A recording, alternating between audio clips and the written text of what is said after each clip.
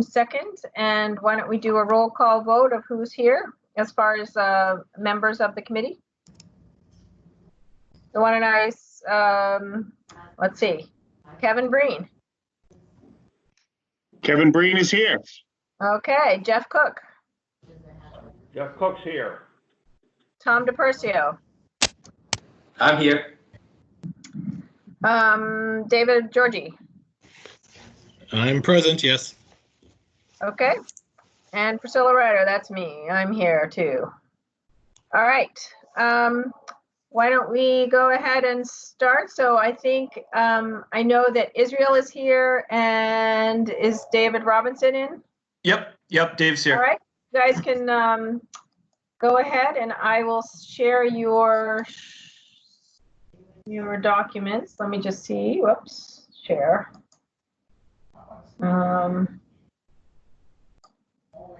Oops, wrong one. Hold on.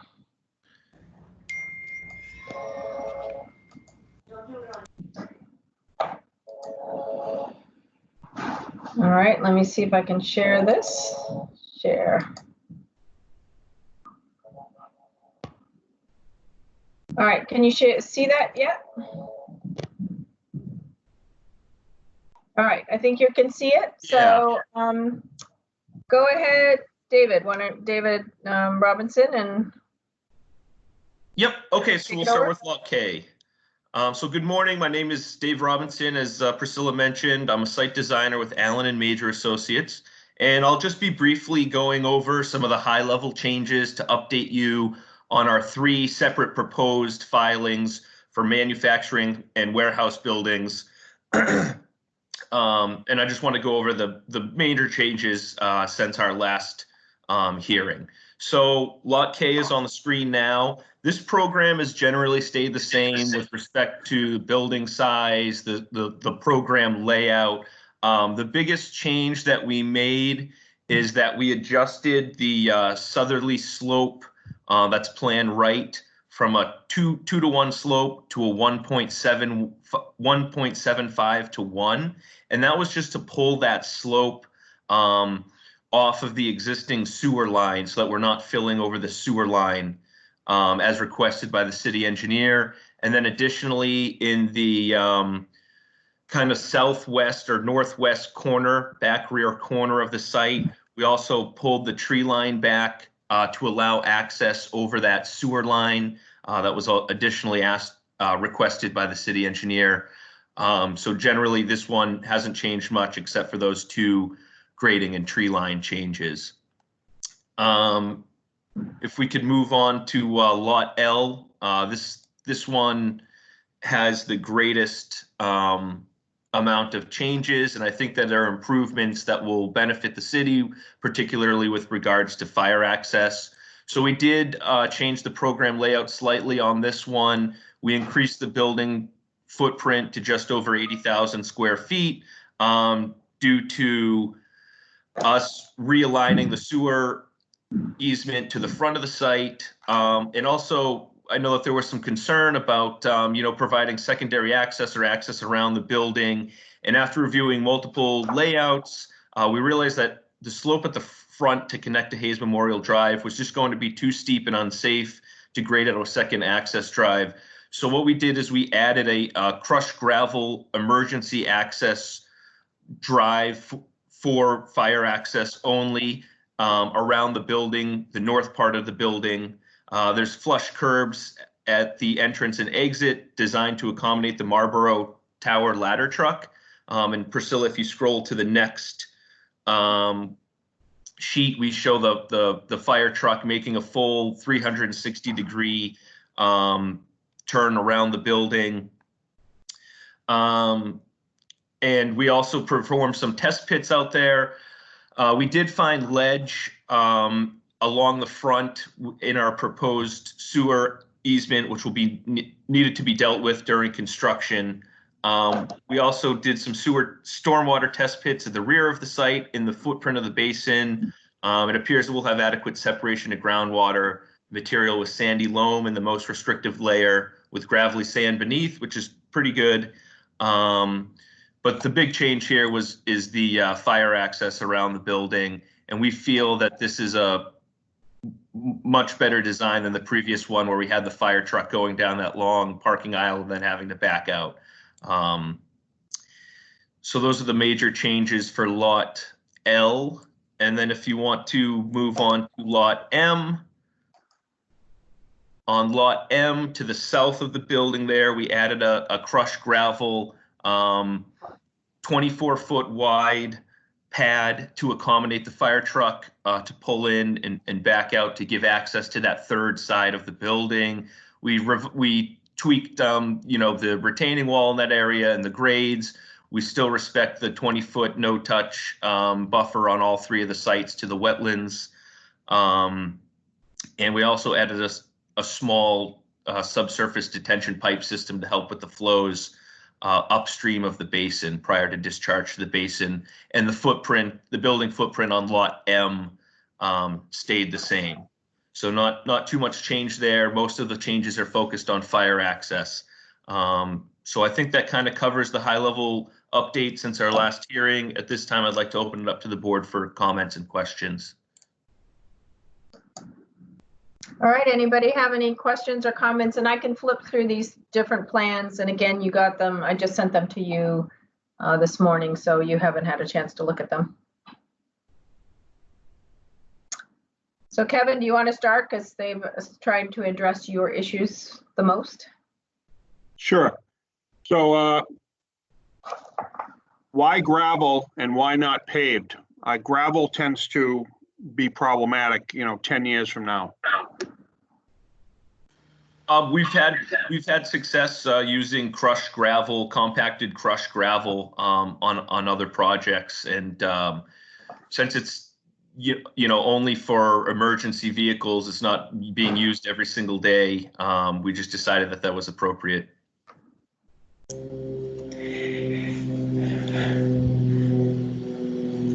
David, that's also helping with the no, never mind. Right. That was on the other side.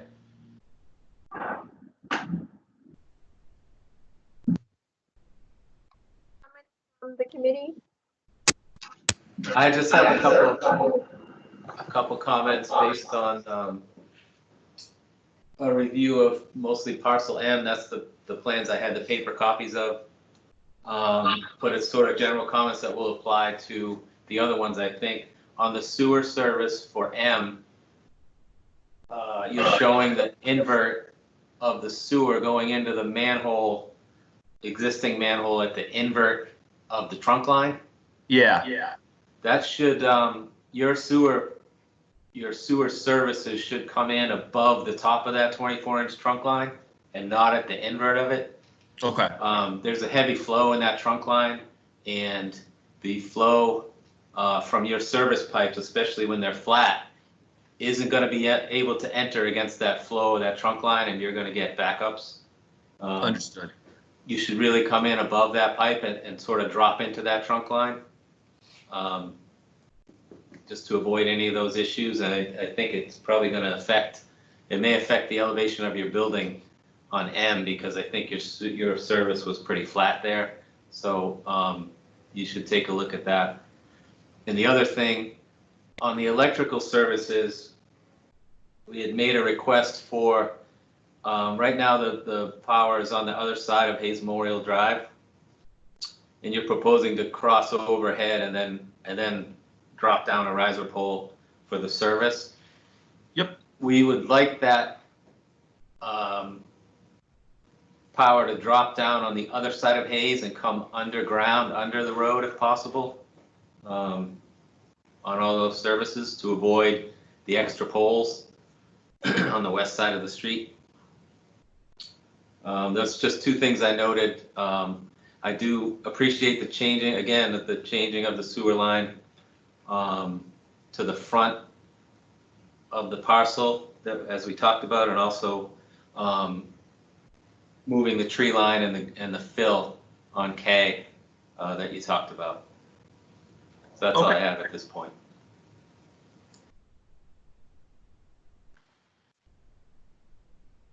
Yeah, we can. We were trying to minimize the amount of patching along Hayes Memorial, and also trying to anticipate some of the issues with the ledge and the rock outcroppings along the front portions of the site that face Hayes Memorial. So we're a little bit concerned with the amount of rock removal we'd find relative to setting those utilities across the road. So that was our thinking there with putting them overhead, and where it was only one pole per building. We thought it would be kind of a minimal amount of additional poles on that side of the street.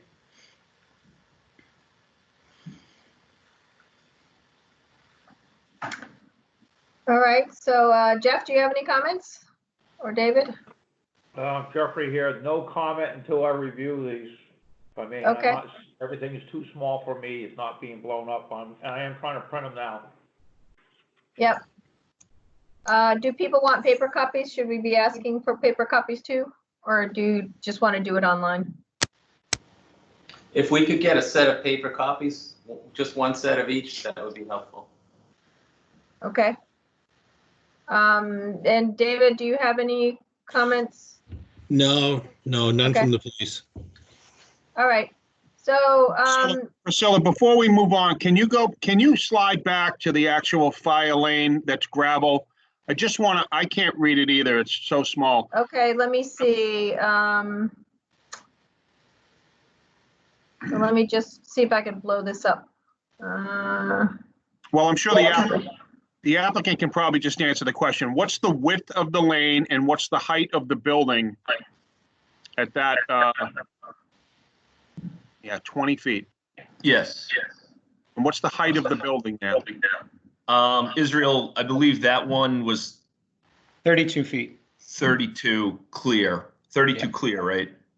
Correct. Okay, I'm gonna have to look at that. That may not be wide enough, but we'll take a look.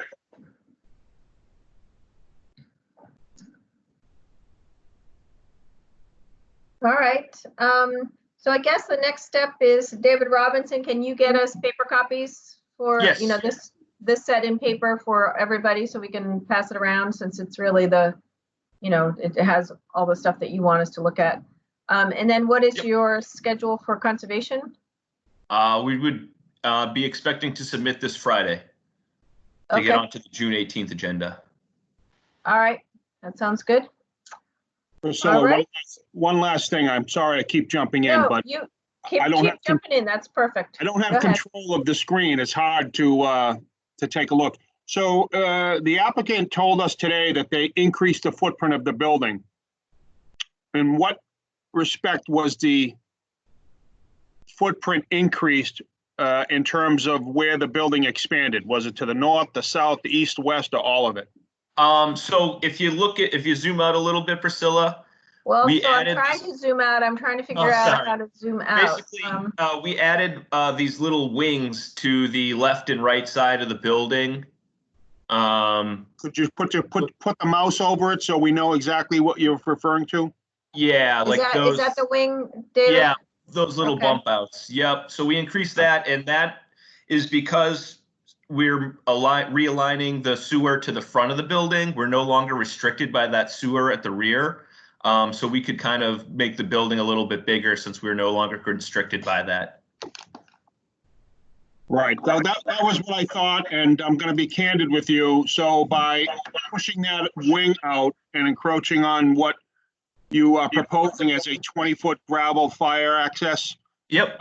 with the height of the building, you might want to look at the code with respect to the heights of the building and the required fire department access roads, because as you increase the building, that access road has to be wider to accommodate aerial apparatus being set up a distance away from the foot of the building. Does that make sense? Yes. Yeah. Understood. And I don't think 20 feet is going to cut it with that height. Okay. Okay. Thank you. Cook. Jeffrey's here. Leave it on this site here, on this plan. I'm comparing this to the last one that I have, and we had 122 required parking spaces. Now you're telling me the building got larger, but you dropped 21 parking spaces. How is that? Right, so the parking for wholesale warehouse, truck freight terminal, or storage warehouse, which we feel is the use that best matches our proposed 3 buildings here, is based on peak employment. And we don't know what the peak employment is going to be at this point. We don't know who the tenant is. So Israel can probably speak to this better, but we're trying to provide about 1 space per 1,000 square feet of building space. We exceed that, so Yeah, correct. that's So kind of our I'm having trouble understanding the rationale then of dropping number of required parking spaces if your building got larger. I think it's really because it was kind of the other way around. We were sort of overparked in the prior version of this, and we're probably and so it's not so much that the parking is going in the other direction in terms of the size of the building. It's just simply we were providing probably more parking than the building needed. This parking is still. But you're telling me you don't know who the end user is. So the end user could end up needing required additional parking than these numbers. So where are we going to put those additional parking spaces if necessary? Well, if so, it kind of goes inverse with the number of truck docks. So right now we're just showing a proposed number of truck docks. Usually the more vehicular parking that you need, the less truck dock space that you need. And so the truck docks and also the truck storage area in the back, all of those stalls would likely not be needed if you had a user that had more vehicular parking. So that's how it would kind of just get swapped out. Because typically a manufacturer has less of a loading requirement. They're not, as opposed to a pure distribution warehouse facility where you're just really bringing in trucks and there aren't very many employees needed for a building of that size.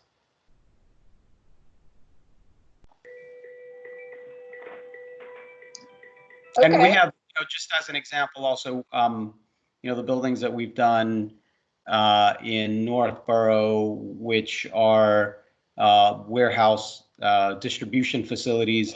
Those buildings have parking in the range of 1 per 1,000 square feet.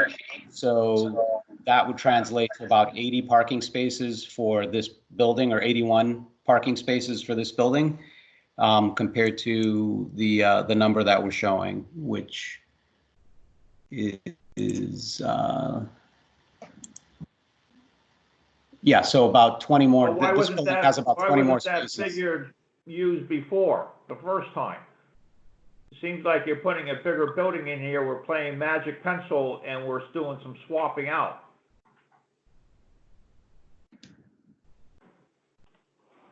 Yeah, it's all still based on the formula that's provided for in the zoning code. It just means that fewer people. So if it's based on that formula, all you did was change the peak number of employment, and that's based on what you're proposing. That's the only thing that's changing. The building got larger and you got less parking spaces. And there's absolutely nowhere else on this site that we're going to expand, and I have an issue with that when it comes to that. We have no reserved place. So if the parking needs increases for this building for the end user, what are we going to do? We have a building built. Yeah, we actually wouldn't build the building without knowing who that end user would be. So we would get all of those requirements at the time that we would be designing the building, and then we'd go and sit down again. This site plan would more than likely change. And so we'd be going back for approval of that specific floor plan with a specific user in mind. And we'd know, the number of spaces that they would require and the number of employees. So it's just hard to know that right now. And we're just making the best estimate. So this will just stay informal until we have an end user before you build, and you'll be back before site plan for another submittal. That's right. And that's how, that's correct. That's typically how we've done it in the past. Wait. So am I hearing, Israel, that you're saying we don't issue a site plan permit for this at this point, or you want a site plan permit with some conditions? You do. No, we would be requesting the site plan permit. I'm just saying, and if we ended up building this exact building, then we would be all set. But I'm just suggesting that what would likely happen is that we wouldn't end up building this exact floor plan. And so for that change, we'd come back and then have the conversation about parking spaces. I see. Does that work with you, Jeff? So the idea is that we approve this plan as they presented it, and then. No, that hasn't taken care of my concern about a larger building, but we've got less parking spaces. Okay. So I don't understand that rationale, except somebody's changing with the peak employment. So, I base their information. So what they're saying is one of these they proposed to us before was inaccurate. So what I guess they're trying to say is the first one that I'm looking at here on paper is inaccurate, and now we have a correct one. No, I wouldn't say it was inaccurate. I would just say that we provided more parking previously, but now, we have a set maximum limit for peak employment. So yeah, I mean, typically what we try and do is we try and make the most aggressive assumption around parking as possible. Since we don't know who the end user is going to be, we just assume that the use is going to require more parking than we would normally see, because you don't have to build the parking, and that way you can accommodate a user with the greatest amount of parking need. But in reality, we don't know what that parking need is going to be. In practice, what we typically see for warehouse facilities is about 60 employees per 100,000 square feet. That's just empirically, as we've built out, millions of square feet of warehouse space, you don't need a lot of employees inside of the building. Most of the employees are, driving the trucks in and out of the facility. The racking systems are all mechanized, so you don't need a lot of actual people in the building. And as a result, you just don't really need a lot of parking. We show the parking as an estimate of what we think it's going to be, but for this building, it would be our expectation. You've got an 80,000 square foot building, that it would be somewhere in the neighborhood of 50 employees. There's a lot more parking shown than that, but because we simply just don't know. But in reality, this building is probably overparked for its use. Well, not having a final end user, I'm uncomfortable issuing a site plan review permit.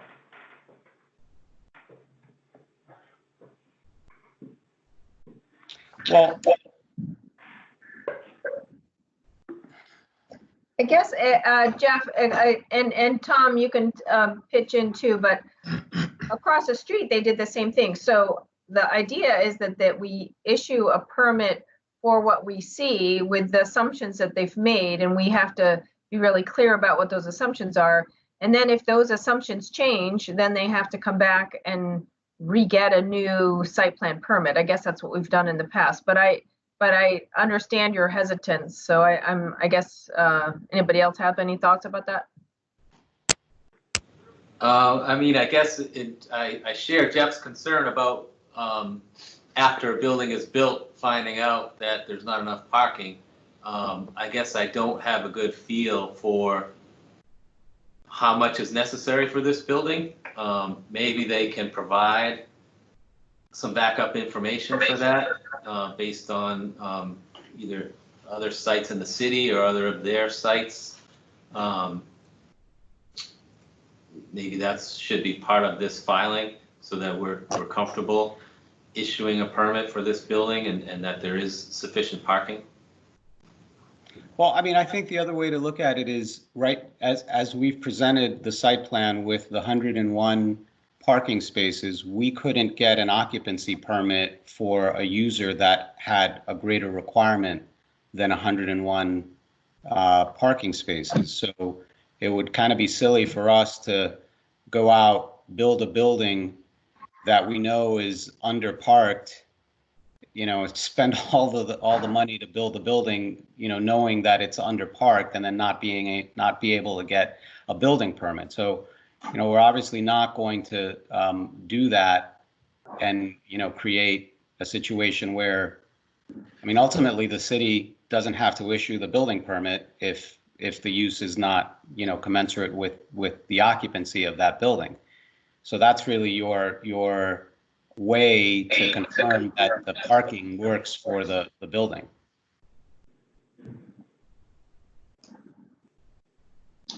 So maybe we need to just clarify the parameters of what this, you know, what this use is. This is what I'm hearing. So that can be reflected on a permit, and then whatever you come in with the building permit, if it doesn't comply, then you have to come back to us. So that, I mean, that would be the other way to deal with it, because I'm assuming what you're looking for is a permit that sort of shows that this is buildable, and then you can then find somebody who wants to build it, or you're going to build it for somebody in particular. So you're trying to make it marketable. Is that what I'm understanding?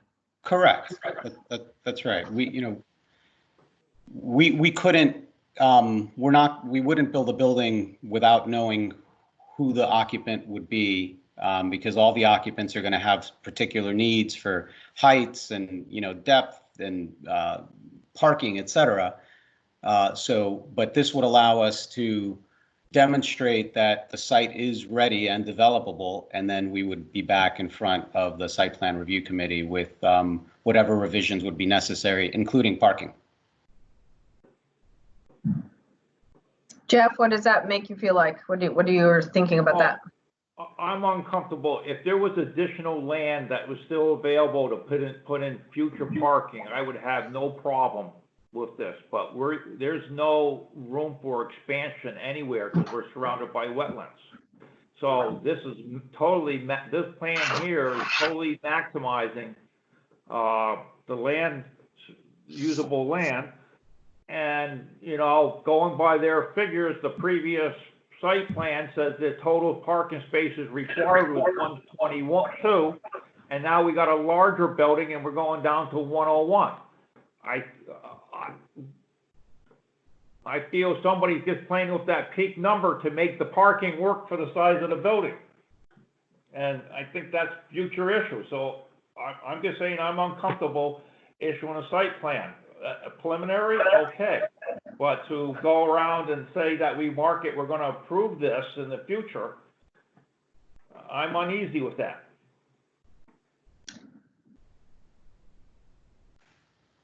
So David Robinson, do you, can you sort of put in a memo or something just justifying how you came up with this number so Jeff can then look at that and see whether he agrees with your interpretation? Does that make sense? Yeah, I think that makes sense. Okay. All right. Any other comments or questions? Obviously, we all have to look at these plans. You'll get us some paper copies. I'll distribute those, and we can get some comments back to you. And then when we're kind of ready again, we can come back and have another meeting. That makes sense? Good. All right. Yeah. All right. Thank you. Well, thank you very much. Thank you. All right. And then our next item on the agenda is 5 704 Farm Road, which is the New England Center for Children. And I'm just going to put up our agenda again, I guess, so I don't have any plans. But Vito is on the line, and he doesn't have any new plans, but he had some questions for the fire chief regarding sort of the changes to the plans that we needed.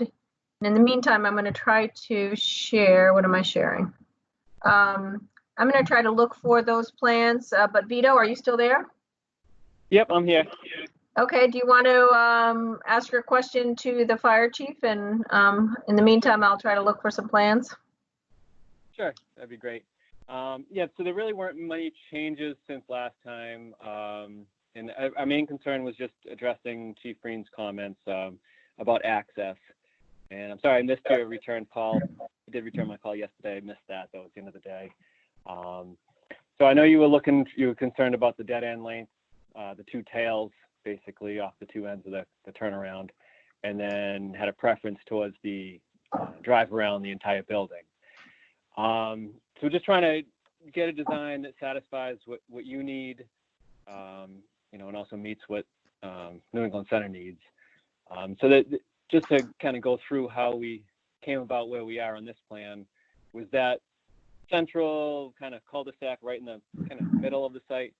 It's a full-size cul-de-sac that does accommodate the fire truck, the ladder truck, and then our looking at it was that you could pull up either of those two tails, and then to exit after the fact would just be a kind of three-point turn out. Looking at it, that central island in the cul-de-sac may conflict with a three-point turn out, so we could take that out of there if that would make that movement easier. Alternatively, I didn't know if you were looking for some kind of turnaround at the end of each one of those tails, or a full road, around the entire building. Just kind of looking for some input, so we can get everything taken care of.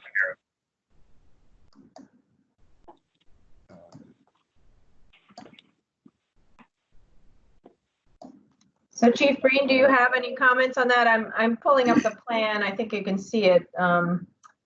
This is the older plan. Obviously, they have to make some changes, and the question is about sort of the path that goes around the back and sort of how that can address your comments.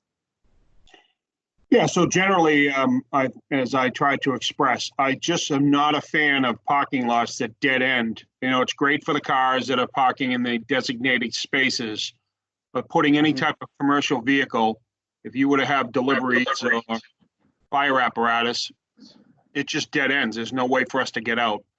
And then as the configuration, I was just looking at the space, the configuration of the entryway, what I would loosely term, and I'll explain it, a first alarm assignment, which is basically a command car, two engines, a ladder truck, and a heavy rescue.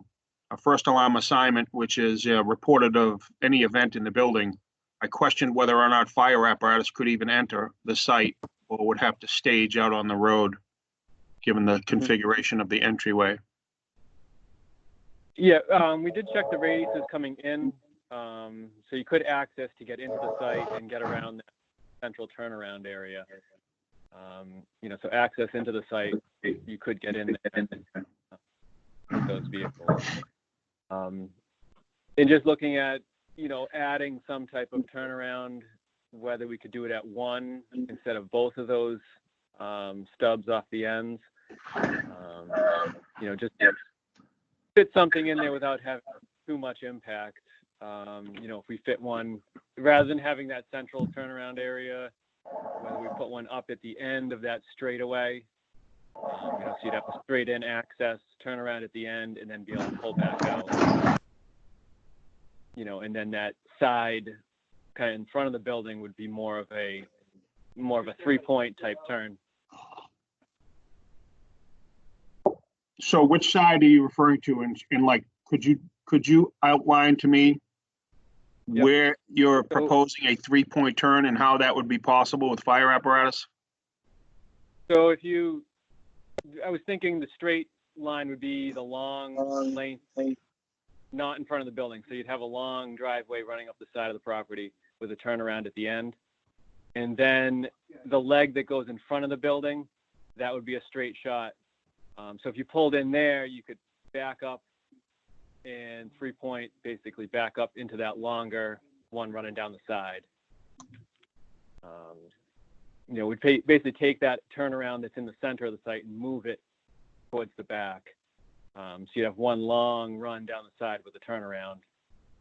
And that would take care of, your delivery vehicles. They could come in, turn around that, and come back down, rather than them staging in that turnaround. And then for you, you could come in, you turn around that long length, and then if you did access in front of the building, you could back up and 3-point through the other aisle. The alternative would be trying to fit a turnaround at the end of each of those.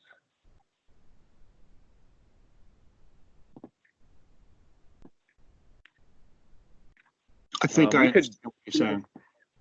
We could, do a couple of sketches and try to go back and forth with you directly to see what would work best for you guys. I know this is kind of a, with the children and the housing, it's a, obviously a high priority site for this type of access. So we could do a sketch, maybe an option or two, and show those to you and see which one, you prefer or had any other input on. Maybe you can call me offline if you want to give me a call after the meeting, and that would be great if we could just discuss something to improve this. Okay, that'd be great. Thank you. All right, and if anybody, I think that the key will be, why don't we see what those changes come up with? Once you're satisfied, Kevin, then Vito, can you send us or send me the changes, and I can send them to everybody so we can all look at them and make sure that those changes didn't then, trip something else on anybody else's agenda or items that they have to review. So why don't we do that, and we'll just leave it at that, and then come back to us. Okay, that sounds great. All right. Thank you very much. All right, thank you. And I think we have one more item on the agenda that Nate just contacted me upstairs. So hold on a second. Let me see if I can see what he just sent us. Or if Nate, are you still on the call? I am. Would you like me to read the document? Why don't you go ahead and do that, and I'll see what I can share here. All right. This is something that just came in yesterday, but I don't believe we reconvened before the end of the closing. So Mayor Vigent wanted to make sure it was brought to everyone's attention. I'm going to read the document as presented. Dear Secretary Brown, please be advised that the Division of Banks, the division, is establishing a public comment period on the license application filed by Marlborough Services, Inc., doing business as Brazil Remessa, the applicant. The applicant has applied to become a licensed to operate as a check cashier at 576 Boston Post Road East, Marlborough, Massachusetts. Under MGL Chapter 169A, Section 3, in its implementing regulation 209 CMR 4503. When considering an application for a check cashier license, the division is required to assess the impact of the proposed business on the local economy and public safety.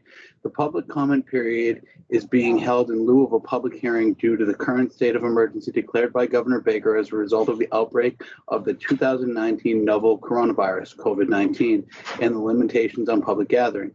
The division would greatly value your perspective and input into this matter through a written statement. Written comments should be submitted via email to Chief Director Elizabeth Bonatti at email.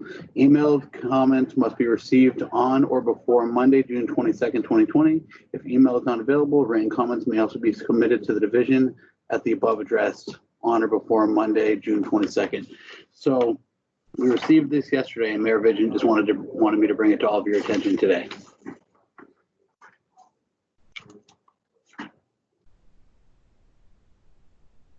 Okay, does anybody have any thoughts on that or comments that need to be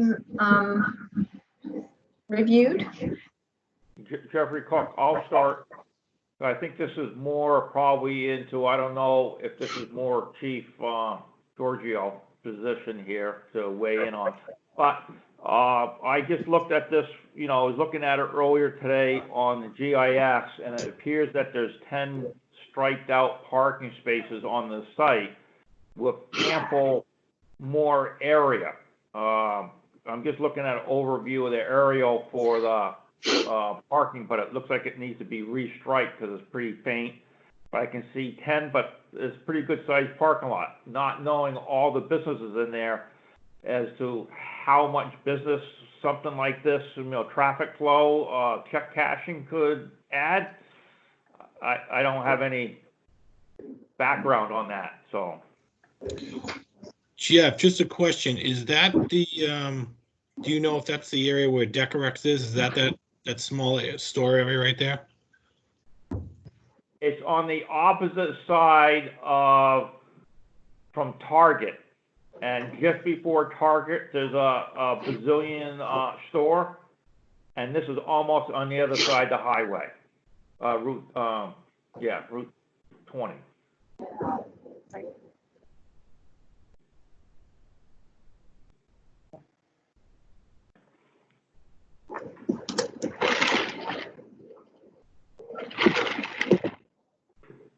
So the big block is Target or Target. Then we got that Brazilian market, and this is across the street where you see the blue indicator. Okay, yeah, that's the building where Bruce Salick, I think, has his office and Decorex is. Yes. Right, okay. Yeah, I think there's a Brazilian store there currently, if I'm not mistaken. Correct. And I think that's where this is going there as into. well? Is that where the dry cleaner is as well, or is that in the occupancy next door? No, this is on, this is in the storefronts. Yeah, actually, the old dry cleaner where, oh, I can't think of it. It's right before the condominiums on the left side if you're going eastbound on 20. See if I can, oops, I can't pull this down. Pull the big map down, Priscilla. I'm trying to see if I can. Yeah, go to the big map and can you pull that down? Oh, the big map? Yeah. Priscilla, this is There you go. Councilor Roby. Yeah. I've got it on my phone through Google Maps, and the corner store is the Brazil Ramesta, and then there's the Benjamin Moore's on the far end of it, and then there's a couple of doors that I can't really tell what they are. Also got a upstairs. Oh, you've got the picture now. So if I'm correct, then there's already a Brazilian store there. They're just looking to add the check cashing to their current business. Is that right? That's my understanding from the letter. Okay, I mean, I necessarily wouldn't have any issues with a public safety concern there. I know some of the other check cashing places in Marlborough, we really don't have any significant problems there.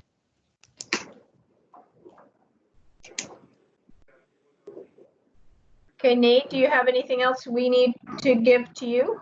No, I just wanted to make sure this was brought up because just to get it in before the time period lapses. So thank you. And if anyone thinks of anything in a timely fashion, please just email me or give me a call. Perfect, thank you. Nate, Thank you, guys. quick question. So, I mean, I individually received that letter yesterday. I know Councilor Roby had forwarded it to me. Do you want us to respond individually to this at the email, or are you going to collectively? We can either way, whatever way you want. I'm fine with it if you do, but if you need us to, I mean, I can certainly send something in. No, you said you didn't have any concern, so that'll be fine. And Nate, I don't either. I concur with the chief and was going to ask the same question. So I'm good. No issues from public safety, from fire, anyhow. All right, perfect. Thank you very much.